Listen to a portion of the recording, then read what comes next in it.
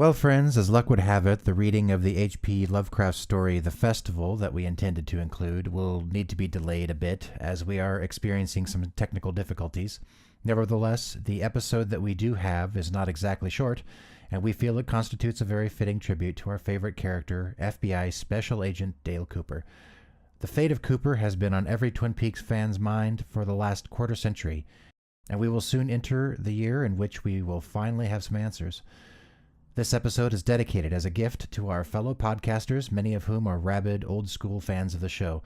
This goes out to Twin Peaks Unwrapped, the Red Room Podcast, the Diane Podcast, Sparkwood and 21, Deer Meadow Radio, and superfans Joel Bacco and Twin Peaks Godfather John Thorne, and everyone else I'm neglecting to mention. Happy holidays, everybody.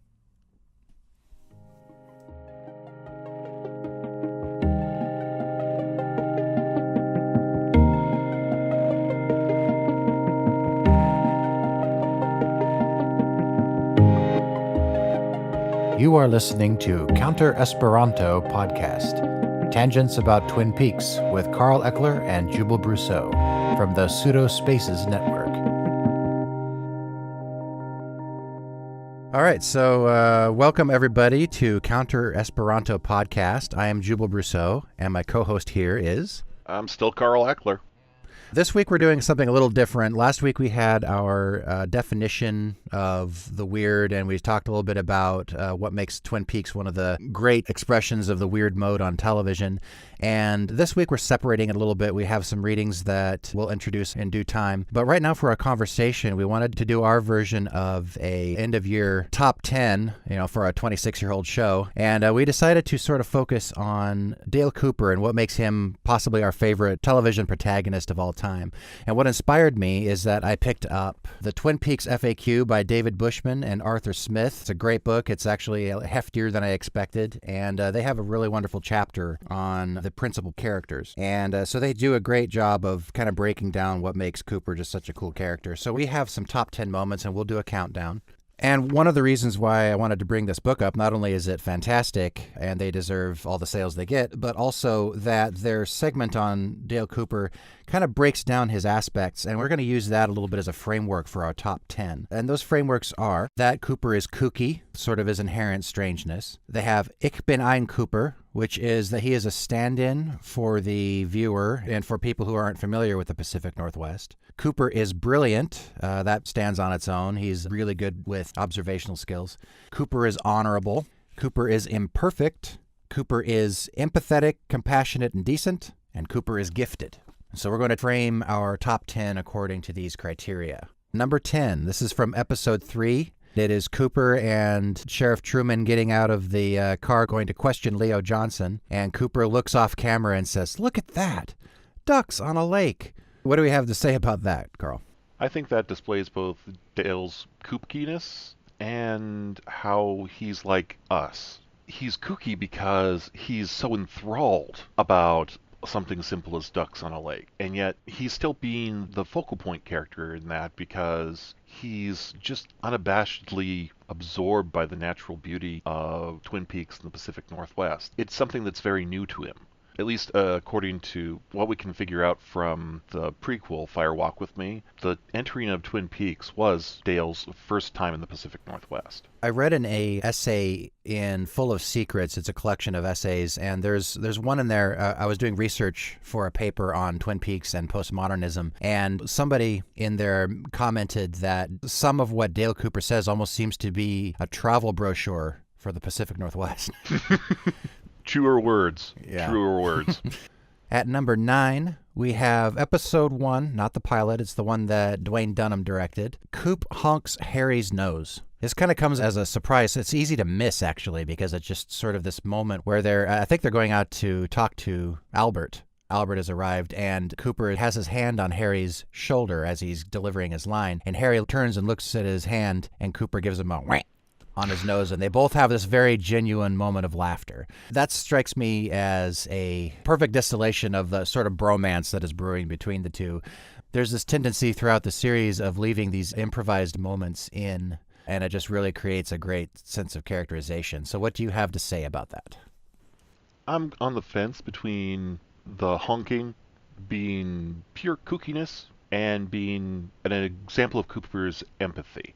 It's an example for Cooper to bond more with Harry and kind of to relax him and prepare him for the unexpected because Albert's in the next room and Albert's a dick. Yeah.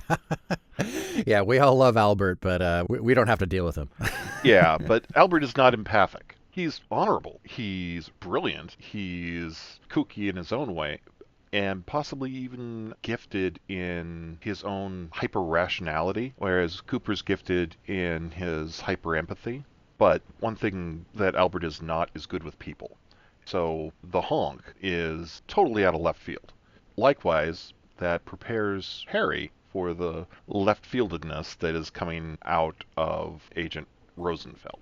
Yeah, and a lot of our top 10 is in direct relationship to Harry. You can't really separate Coop from Harry, and it's interesting because it flies in the face of this whole idea of the J. Edgar going into a small town and mixing things up and pissing off the local police force, which is something that Lynch sort of deals with in Fire Walk with Me, the Deer Meadow shadow self of Twin Peaks. Yeah, and Agent Desmond is not as empathetic, honorable, or good as Cooper. Yeah, in a way, he is almost Cooper's opposite rather than Albert. Albert is, his rigorousness and professionalism. I mean, not professionalism in dealing with people, but his ability to get things done is important. But Agent Desmond would definitely be like the opposite of Coop. Well, they say the opposite of hate is not love, but indifference. That's kind of how Cooper and Chet Desmond and Rosenfield work for me. Cooper and Rosenfield are two sides of the same coin. They're the Janus God archetype, whereas Chet Desmond is the opposite of both Cooper and Rosenfeld.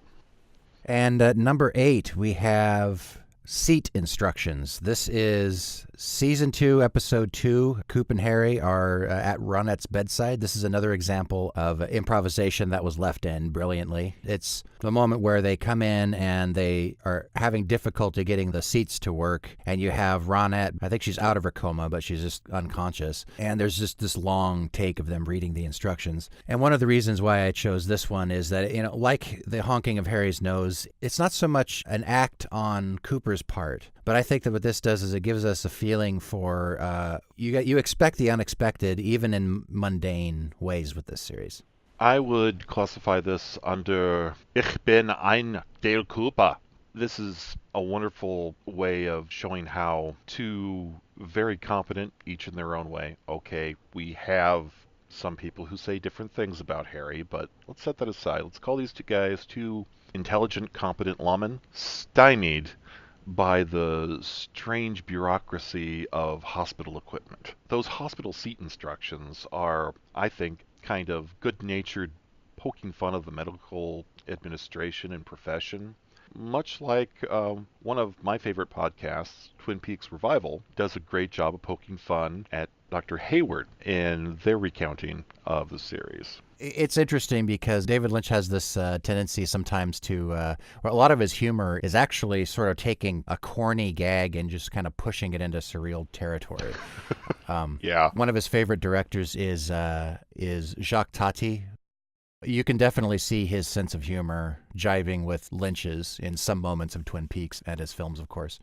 Next up, number 7. This is a tie. Cooper susses out Harry and Ed's feelings for Josie and Norma. Specifically, I'm thinking the fish in the percolator scene and in the double R when they're talking about the Bookhouse Boys.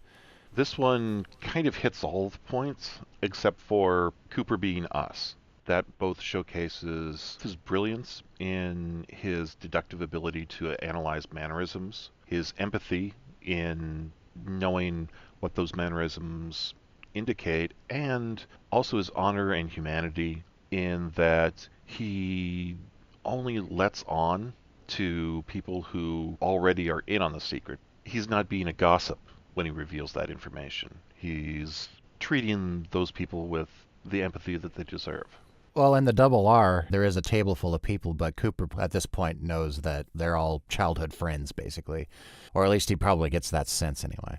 It definitely highlights his brilliance. Also, in the case of the Bookhouse, it's during a scene where, which is kind of critical for his, Ich bin Cooper I think you mentioned it when we were preparing for this, a secret society when the Bookhouse Boys. With the sort of childlike glee that I feel when I learn about secret societies and things like that. I mean, that's something that the 10-year-old me carries on to the 40-plus-year-old me. Well, I'm still get the shivers when I realize, oh, that's a secret society. Well, it goes back to sort of like being a kid and having your club, your little hideout.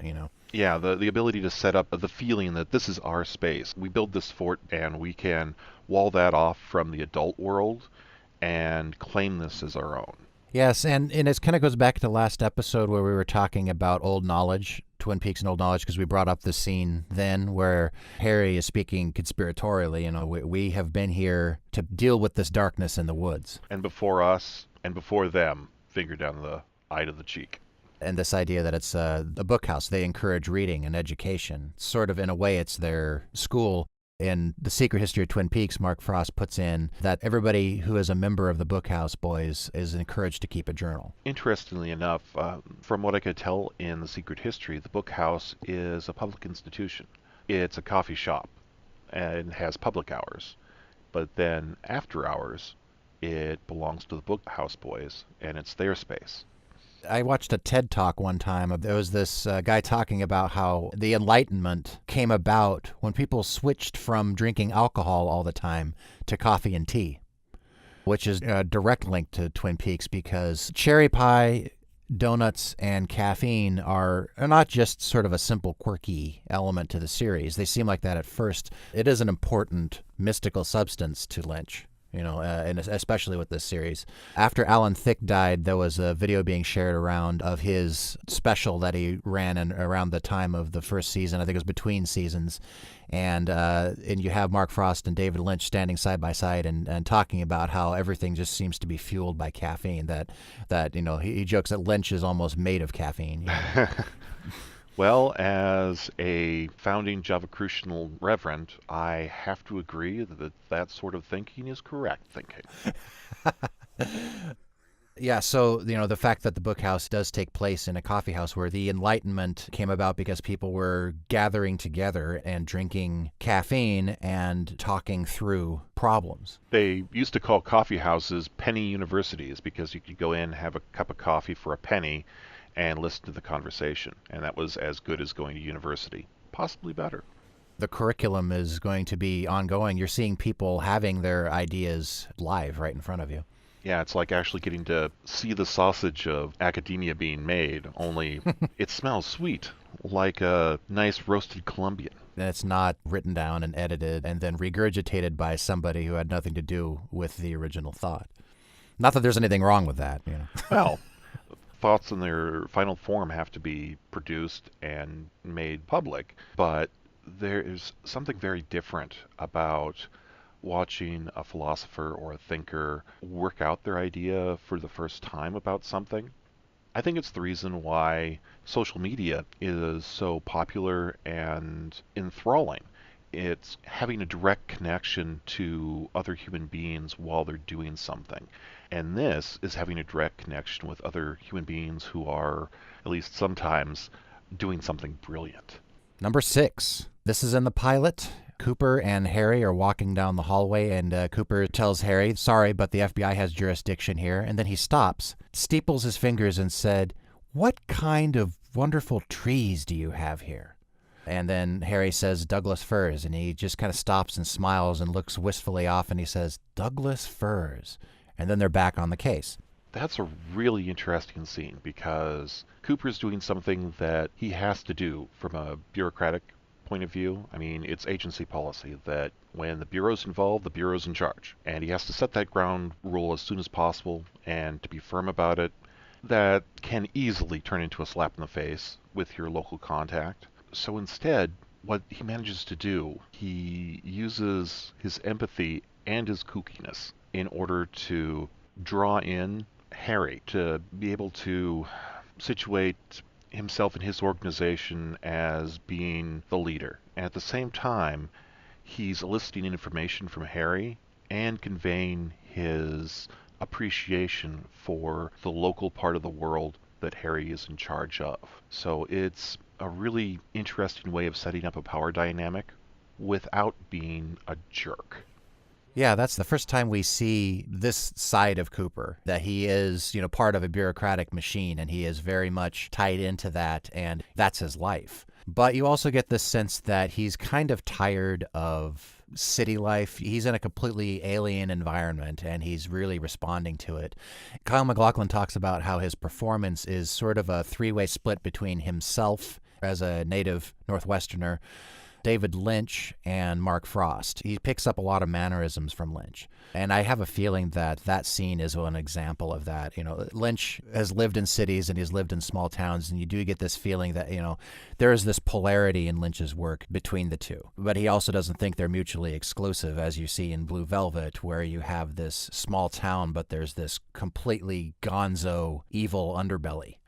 Yeah. And so this is the first time that you see these two sides of Cooper. You also see him as meticulous and frankly kind of anal in other times, This is where you see his childlike side. Very well said, because it does accomplish all of the goals he was setting out to do, and it is a deeply human and honest moment. He picks something that he does find amazing. He shares that with Harry by listing a simple piece of information. Cooper doesn't have a fake bone in his body, and that is a great example of that. So now we're down to the top 5. Number 5 is in episode 6, at the beginning of episode 6, and we had a bit of a cliffhanger in episode 5 where Cooper goes back to his hotel room and there is Audrey Horne in his bed, and at the beginning of episode 6, we take it from there, and he gently turns her down, but he also realizes that she's very upset, and he talks to her and says, "What you need, Audrey, is a friend." And this is an important scene because it gives us not only insight into an important sort of central relationship in the series, but also Cooper's basic human decency and his sense of duty. If I were to walk into a hotel room and there would be a naked Sherilyn Fenn in the bed saying, "Please don't make me leave," I honestly don't know what I would do. Cooper's able to hold a great deal of personal honor in this moment, but it's not a moral code being imposed on him from without. He refuses Audrey for a number of good reasons. He does it with empathy and kindness. He says, "What you need right now is a friend," and he becomes that friend for her. I've heard it said other places that it kind of infantilizes Audrey in that he wants to be her friend, that he doesn't give her the opportunity to exit from the assignation like a lady with her pride intact. But, she's in bed crying. She's not at a prideful Audrey moment. And it's true that what she needs right then is a friend, just human comfort. She wasn't looking for sex, she was looking for comfort. And a lot of times in media, the way that women look for comfort from men is through sex, because they feel that's the only way that they can get it. Cooper shows that that's not the only way, and that he's willing to be empathetic as well as honorable, and so he's not taking something away from Audrey. He's giving her exactly what she really needs, at least in my opinion, in that scene. This doesn't strike me as a case of the show trying to tease the audience too much. I mean, they did make a cliffhanger out of it, so there's that. But it is an actual important character building moment because, what people did, including the writers, what the audience did is, in a way, they were shipping these characters, as they call it these days, where you have a potential romance sort of being strung out. But, of course, behind the scenes, there was a lot of drama about it that we won't be getting into right now. But up until this point, there was a lot of flirtation between the two. Oh, yeah. And there's this kind of whiplash that happens. And you kind of get the sense, too, it's that, like you said, there's several reasons why it was good that Cooper didn't take advantage of her state. But one of them is that she wasn't being amorous. She was upset, and he didn't take advantage of her state. Next up, we have number 4. Cooper enters Twin Peaks. This is half an hour into the pilot. As we talked about last episode, there was almost a half an hour of constant weeping On the part of all these characters that we were just starting to get to know. We realized that this person that died was really important to the community, but we're kind of lost in the woods. We have no context really of what's going on. And lo and behold, we cut to Cooper and he's driving down the highway and he is talking into a tape recorder, presumably to his assistant, just kind of laying out all of these facts about where Twin Peaks is located. We're getting basically the first hard facts of the series. We are now attached to Dale Cooper as our stand-in this community, as an outsider. After the first half hour of collective keening, we really did need both some hard facts and a bit of levity. And that's what this scene provides. It shows both Cooper's meticulous kookiness and his childlike love of pie and coffee to start off with. I believe the meal he had after he got off the plane in Spokane was tuna fish sandwich, pie, and coffee at the Lamplighter Inn. Okay, so Lamplighter Inn is in Spokane? There might have been one. It was a local chain during the 80s. The only one I've actually laid my eyes on was actually in the Tri-Cities. It was a kind of faux late 17th century English pub looking sort of place with the prominent gas lamp sort of sigil outside. I don't know if there was one on the Highway 2 leading north, but there could have been. Yeah, it might have been just sort of a name that stuck out to Lynch or Frost and they included it, but it's kind of interesting to know that it's a real place or at least a real business. It's oddly a very authentic name for the Pacific Northwest, especially as Lynch and Frost recreated the Pacific Northwest on film, where there is the mists that obscure vision, there's a lot of darkness. So a lamplighter, a person who goes around and turns on the street lamps, the things that prevent crime and make it possible for us to navigate through the scary darkness. That's an interesting place for Cooper to begin his journey into the strange, mysterious, and very dark world of Twin Peaks. So number 3, we have the rock throwing session. This is one of the most famous scenes, so I won't describe it too much, but this idea of gleaning a deductive technique, an intuition based on studying the history and the culture of Tibet. One thing that I find is interesting about this is that in Twin Peaks and in Blue Velvet, there's both a scene of Kyle MacLachlan throwing rocks at a bottle and making a discovery. In the case of Blue Velvet, he's throwing rocks at a bottle out in some grassy area where there's some junk, and that's where he finds the ear. In Twin Peaks, he does the same thing, and we get essentially what's a red herring. We get Leo Johnson. Once we remember the ensuing events, Leo Johnson was involved, but he was not the murderer. But what do you have to say about this rock throwing scene? I would say that entire academic papers have been written about this scene. Angela Haig writes in Infinite Games, The Derationalization of Detection in Twin Peaks, that in 1929, Ronald Knox published a detective story decalogue, a set of rules that detective stories must follow to qualify for admission into the genre. 2 of these rules are pertinent to this discussion of Twin Peaks, which looks at how the series played with conventional and unconventional structures of detection. Knox insisted that all supernatural or preternatural agencies are ruled out as a matter of course, and that no accident must ever help the detective, nor must he ever have an unaccountable intuition that proves to be right. Later on in the paper, she says that the narrative structure of Twin Peaks resembles what philosopher Robert Karst calls infinite play. Although Karst does not discuss detective fiction specifically, his definition of a finite game is an excellent description of traditional detective narrative. Finite games depend on the existence of unchanging rules, spatial and temporary boundaries, and conclusions in which someone must win. In infinite games, on the other hand, boundaries are constantly being dissolved to prevent the game from ending. The rules of an infinite game change frequently in order to prevent a win. And she goes on to speak about how Twin Peaks is very much an infinite game, both because it's a soap opera and because Frost and Lynch really wanted to stretch out the finite game of a single murder investigation into an infinite game to fit with that more soapish trope. it's really interesting that both of those rules that she mentions are broken at the same time. Because, of course, in Twin Peaks, the supernatural and preternatural agencies cannot be ruled out because they definitely exist. Accident, instead of never helping the detective, is the primary method by which the detective, Cooper, actually finds solid information. For example, in this scene, to go right into the matter, he gets within the set of the game that he's currently playing with the bottles, very good information. Because he tells everyone before they start the rock throwing, today we're going to look at the J's. Everyone with a J is on the board. She's nervous about meeting J tonight. Right. Who was the J? Right. And it was James.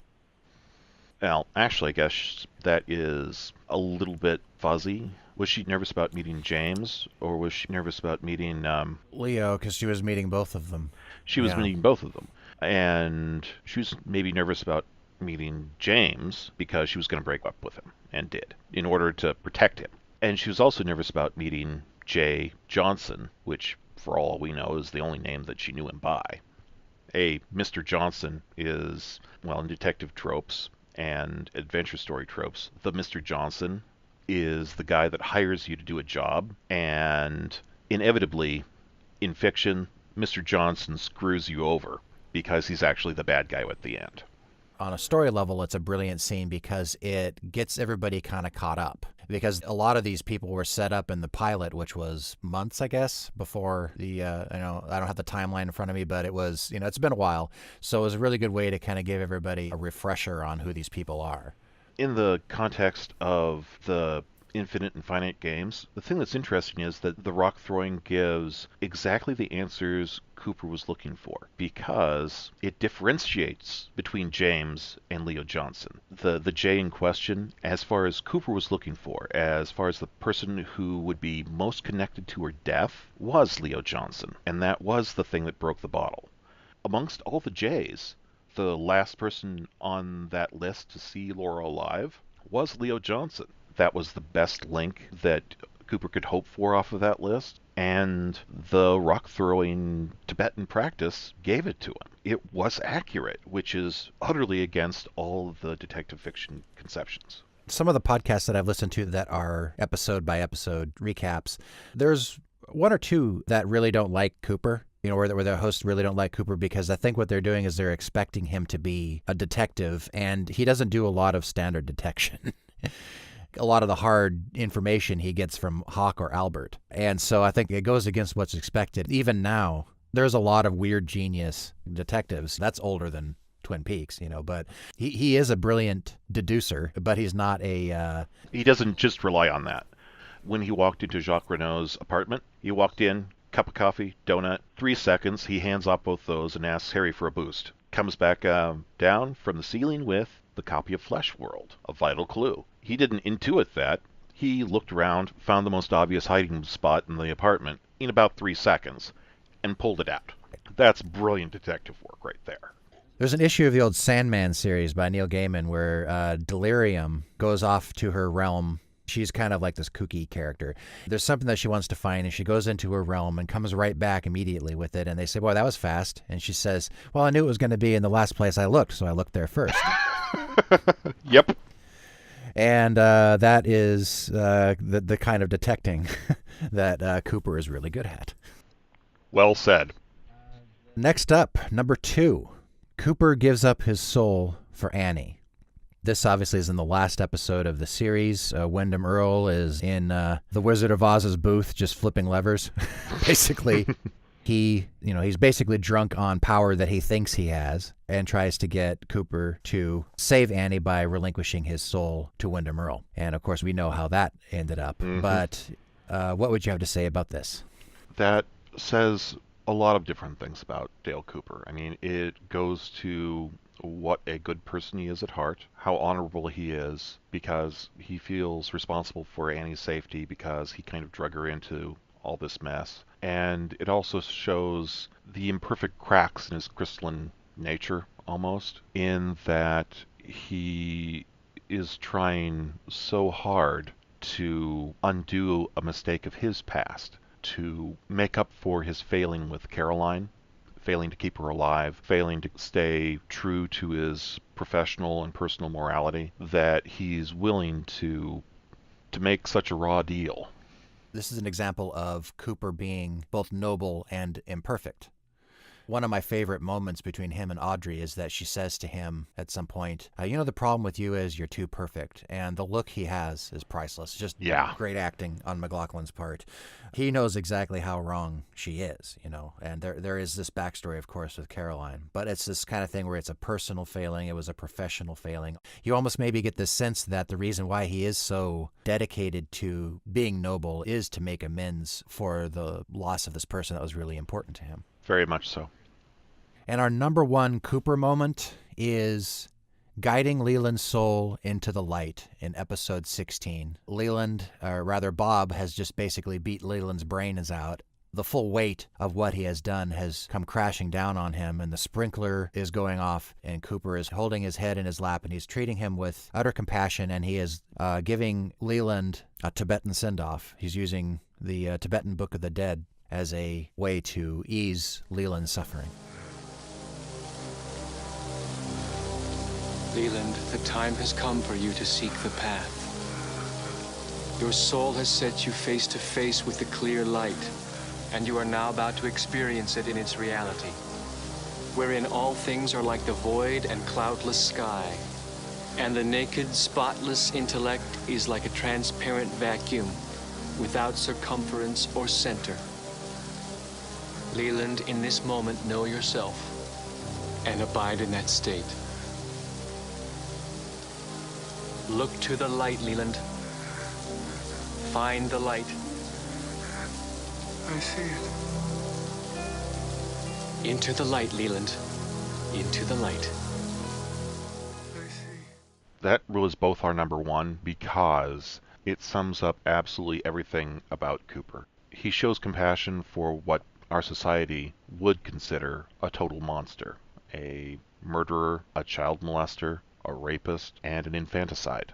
And at this time, there is that core of empathy that is for Leland, who is a victim of Bob, whether Bob is the evil that men do, or his internal needs that he couldn't suppress or analyze away, or if Bob was a literal controlling entity, a inhabiting spirit. It doesn't matter at that point. At that point, Cooper is speaking directly to the victimized part of Leland and comforting him. He's showing honor also to essentially a fallen foe. He's displaying his brilliance in that this is exactly the right thing to do, and his gifts come to the fore because he is able to actually do this. You feel like this is the point where Cooper most completely inhabits the spirit of the magician card from the tarot. He is the one that is conducting Leland from below to above. The magician, if you remember, stands with the implements of his trade, one hand pointed towards heaven, one towards earth. He is the conduit for things that go from above and so below. Like a lightning rod. Yeah, and it's therefore interesting that this is a scene suffused with water, that water breaks or conducts electricity. It breaks circuits but allows electricity to flow. It also is the opposite element to fire, which we associate with Bob, and with the evil acquisitiveness of some of the greedier characters in Twin Peaks. A lot of scenes in The Great Northern are where the schemers of the soap opera half of Twin Peaks tend to hang out, and there's always fire there. They're surrounded by wood that can become fire. It's trapped fire. Yeah. And even like the first appearance of Thomas Eckert. Mm-hmm. The classic sort of supervillain reveal, in front of a fireplace. Yeah, and Ben Horne, of course, is always standing next to the fireplace or spitting into it or smoking, and the fire is dousing that. Again, Cooper is acting as the conduit between fire and water, and earth and air, and heaven and earth. That is an expression of his gift, of his extra-normal gifts that are subtle but very, very real. It's one of the things that makes him such a interesting character. We have a couple moments in the series. Definitely a runner-up for me for the top 10 would be when he's laying on the floor after being shot at the opening of the second season, and he's talking about how he wished he could be kinder to people, and he talks about the plight of Tibet. It is, what he thinks might be one of his last thoughts. He is a deeply spiritual individual, which is obviously the font from which his intuition springs. And at times also a deeply earthy individual, because at the same sentence he says, I would very much like to make love to a beautiful woman for whom I have genuine affection. Yeah. So, yeah. And he loves sweets. He loves food, and coffee. He does not deny the flesh. He embraces it with concern. Well, and one thing that's kind of important to remember is that in this moment, Cooper believes in the existence of Bob as an entity, as an inhabiting spirit, if nothing else because there's this point when Leland is in the room and they're interrogating Bob, and he looks at Cooper and says, I have this thing for knives, just like what happened to you in Pittsburgh that time, huh, Cooper? And Cooper freezes, and it's in that moment that he knows that they're not just dealing with a crazy man. Now, obviously, all of this thing about culpability is further complicated later and by Fire Walk with Me and all of that. But he definitely, on one level, sees Leland as a victim. Maybe even the writers did to a certain degree. I don't think that Lynch saw it that cut and dried, obviously. But it is a very powerful scene, and that would be, hands down, my top Cooper moment of the series.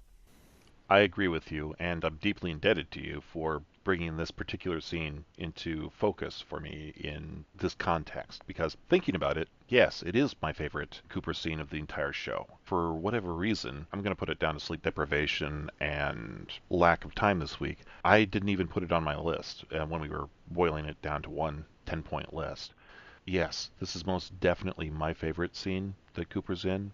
It does just display everything about him, except, well, yeah, it displays his imperfectness too, because this is one of the few scenes where his hair is not perfect.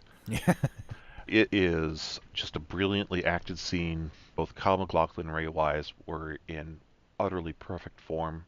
It would have been a perfect thing as the end of the series, if, that would have occurred on the end of the 5th season. It would have been a good series closer. Some people see it that way, the people that really want to forget the pitfalls of the second season, but I think there's plenty of things to enjoy in that area. We'll probably have an episode talking about some of the more problematical episodes. Yeah. Well, honestly, a couple of the podcasts I'm currently listening to who are going episode by episode have found that the problematical, bad, horrible, unwatchable episodes are actually not that bad at all. I mean, they kind of fall a little short of the numinous brilliance of some of the Lynch-directed episodes, or some of the ones where Frost or Peyton and some of the other luminaries in the show take control. There are some down points. The one episode written by the Permanent Midnight guy, that terrible script that he turned in covered in coffee and body fluids, and like everybody in the Twin Peaks writers' bullpen jumped in and tried to fix the piece of shit in time to get it to air. There's upsides even in that one. I think some of the people's initial dislike of those episodes is they are light on the Twin Peaks mythology before the pickup towards the end, where it's already been canceled, but Frost, Lynch, and some of the other great writers are able to get back into that groove for the last 3-4 episodes or so. And of course that frickin' home run that Lynch directed as, until next March, April, will be the last word on Twin Peaks. Yeah. It's that last episode that is arguably the reason why we are still talking about the show 25 years later and why it's coming back next year. Since the show petered out at the end of its timeline, and the only other bit we had was I would have no reservations in saying brilliant Fire Walk with Me, which was however a preview, so arranged chronologically, you start at a high point, and then after the killer reveal, after that last scene, it kind of, from most people's apprehensions, just kind of peters out. If that's what we had, it would have been hard to convince people to do a new show 25 years later. As it is, though, we do have the connection, I'll see you in 25 years, and we have that last beautifully breathtaking cliffhanger scene at the end of a beautiful Lynch-directed episode. That, friends, is going to make television history, one way or the other. This has been a lot of fun. This is sort of our riff on the end-of-year top 10s, for a 25-year-old series. We should mention a few things about what's going on elsewhere in this episode. We have Carl's father, Carl the Elder, reading The Festival by H.P. Lovecraft. It is one of his stories that is ostensibly a Christmas story, although more specifically, it's a Yuletide story, and you'll see why that distinction is made. Elsewhere, we have Casilda's Song, also read by Carl the Elder, and that is from Robert W. Chambers' King in Yellow. Because of the first season of True Detective, Robert W. Chambers became a bestseller on the Amazon book list for a while. Yeah, over 110 years after it was published. It's interesting. They're great stories. You should definitely read those. And there's some Christmas poems that Lovecraft wrote, and I have a separate introduction for those. So we'll leave that for you all to enjoy. We hope everybody has an excellent holiday, whether you're going to spend it with family or if you're going to eat generic Chips Ahoy cookies while marathoning Sex in the City. Whatever tradition you have. I hope you enjoy it. Our next episode, we're going to be back into delving into Twin Peaks and the weird. You all may notice that we didn't discuss a lot of the mythology. In fact, a lot of the mythology isn't even in this top 10. There's good reason for that. It definitely deserves its own special episode, and that will be coming up in the next couple weeks. We'll see. It's a busy time for us, but it will be worth the wait. Thank you, everyone. My Christmas tradition this year will actually be what I end up doing a lot of years, a lot of research. So I look forward to that. So you can follow us on Twitter at C_Esperanto. I hear that leaving reviews and 5-star ratings on iTunes is a good way to increase visibility. So if you're so inclined, it doesn't take long. I actually enjoy writing reviews for the other podcasts because it gives me a little bit of warm up for a lot of the other writing that I have to do. Take care, everybody, and have a good holiday.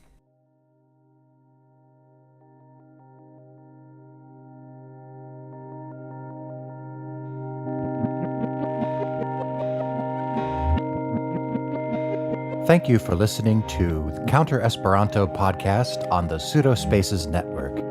Please direct all email correspondence to counteresperanto@pseudospaces. That's PSEUDOSPAC.ES. Thank you. Over his lifetime, H.P. Lovecraft kept voluminous correspondence with many people, and though he was an atheist, he was fond of writing Christmas poems, which he would include in letters to friends and family during the holidays. This week I present 3 poems. The first was not likely included in any such correspondence, as its tone is more in keeping with the stories. Its title is Festival, and is not to be confused with the story, The Festival. The second poem was sent to Sonia Green, who for a time was married to Lovecraft, and the third is one of several poems that Lovecraft wrote to his friend Frank Belknap Long's cat. Lovecraft was a huge cat lover. Festival by H.P. Lovecraft. There is snow on the ground, and the valleys are cold, and a midnight profound blackly squats o'er the wold. But a light on the hilltops hath seen hints of feastings unhallowed and old. There is death in the clouds, there is fear in the night, for the dead in their shrouds hail the sun's turning flight. To no gale of earth's kind sways the forest of oak, where the sick boughs entwined by mad mistletoes choke. For these powers are the powers of the dark, from the graves of the lost druid folk. And mayst thou to such deeds be an abbot and priest, singing cannibal greeds at each devil-wrought feast, and to all the incredulous world showing dimly the sign of the beast.